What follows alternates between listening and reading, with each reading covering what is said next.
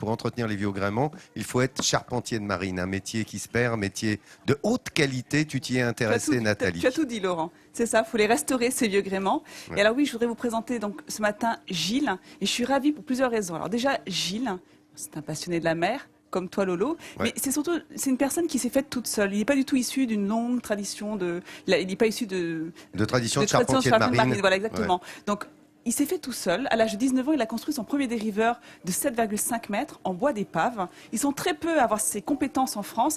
Et c'est une personne qui aime transmettre son savoir-faire, car il a conscience qu'il faut en parler pour pas qu'il se perde. Donc moi, je vous propose justement d'aller à Paimpol, le voir travailler avec ses apprentis. Et juste après, je vous montrerai quelques maquettes de bateaux pour compléter le tout. La ville de Paimpol est marquée par l'histoire des grandes campagnes de pêche du 19e siècle. Ici, on construisait les goélettes qui partaient en Islande.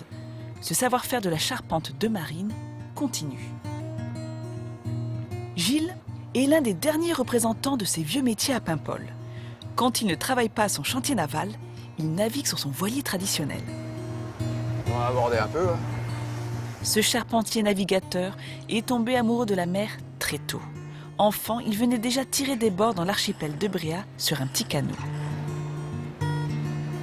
C'est dans ce grand atelier situé sur le port qu'il crée, répare et restaure des bateaux abîmés par les flots.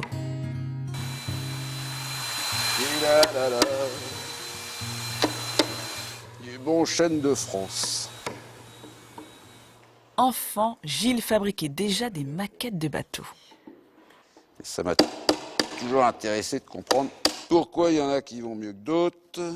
Pourquoi il y en a qui passent dans la mer comme des oiseaux alors qu'il y en a qui burinent et qui n'avancent pas. Cette curiosité l'a poussé à ouvrir son premier chantier naval en 1984. Aujourd'hui, il restaure ce bateau, un petit sardinier né dans les années 50. Un chantier titanesque, car Gilles s'attache à restaurer chaque bateau dans le respect du travail de ses prédécesseurs. Pour ce voilier, il en est déjà à 600 heures de travail. Je suis arrivé à 37 ans de métier. Il y a des moments, je ne savais plus par quel bout l'attraper, quoi. Un challenge, comme disent nos amis anglais. Si, je peux le faire. Et je le prouve. C'est clair que, grâce à son propriétaire, qui nous l'a confié, il pourra avoir ses 100 ans, c'est sûr. Un bateau qui revient de loin et que Gilles, qui reste humble sur la maîtrise de son savoir-faire, ressuscite pièce de bois par pièce de bois.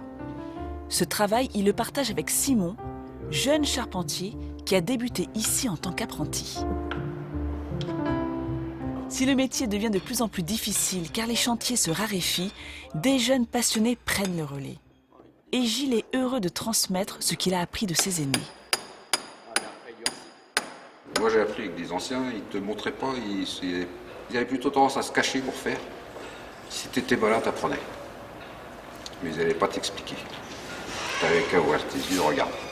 Et c'est pas forcément une mauvaise école. Ça n'empêche pas de donner quelques conseils non plus. Je vais encore descendre le bateau un coup. Ce que transmet Gilles, c'est ce goût du travail bien fait.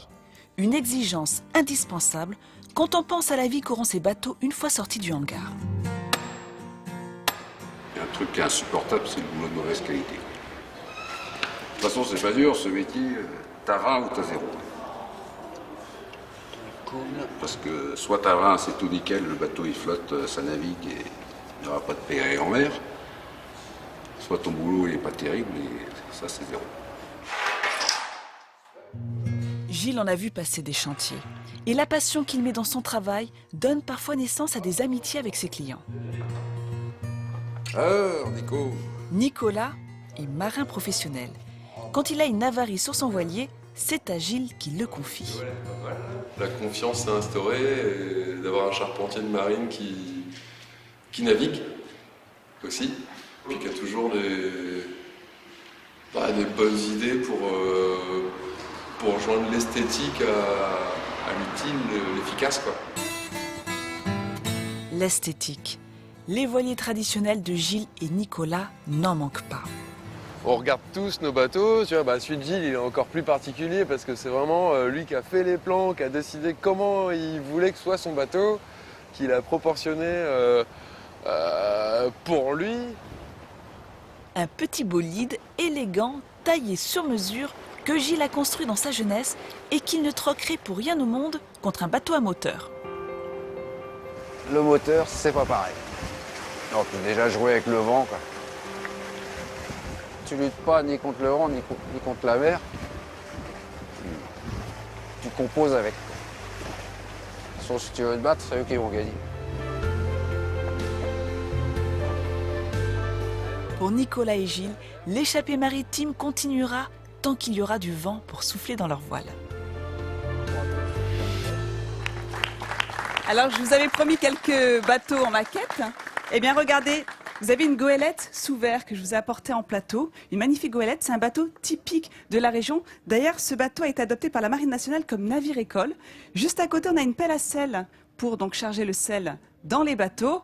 Et encore, à ma droite, un magnifique tonnier. Eh bien, tous ces objets... Il est magnifique ce tonnier. Il est beau, hein. Ah Il oui, est en bois, il est fait par un ancien charpentier de marine de Paimpol. Merci Hélène, j'ai rattrapé la pelle à sel de justesse.